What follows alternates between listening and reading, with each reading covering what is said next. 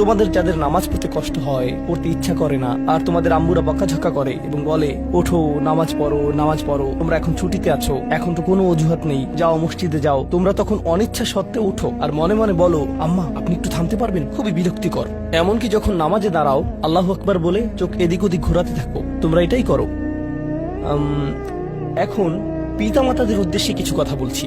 যদি আপনার বাচ্চাদের জোর করে নামাজ পড়ান, চাপ প্রয়োগ করে নামাজ পড়ান, বকাঝকা করে নামাজ পড়ান, তখন তারা হয়তো কোনো মতে নামাজ পড়ে, আর তাদের বয়স 13, 14, 15। তাদের নামাজ পড়া দেখে আপনার হয়তো ভালো লাগে, কিন্তু তারা তো নামাজ উপভোগ করে না। আর এই ধর্ম আসলে বাহ্যিক ধার্মিকতা নিয়ে নয়, এই ধর্মের মূল নির্যাস হলো অন্তরের ধার্মিকতা। তাই দৃষ্টিনন্দন কোনো একটি কাজ আমার চোখের সামনে হচ্ছে বলেই যে আমরা আমাদের বাচ্চাদেরকে দিয়ে ভালো কিছু অর্জন করে ফেলেছি তা কিন্তু নয়। এক দৃষ্টিতে এটা ভালো, কিন্তু এটা তো কৃত্রিম, এটা বাহ্যিক। যেন সুন্দর একটা গাছ, কিন্তু ভিতরটা ফাঁকা।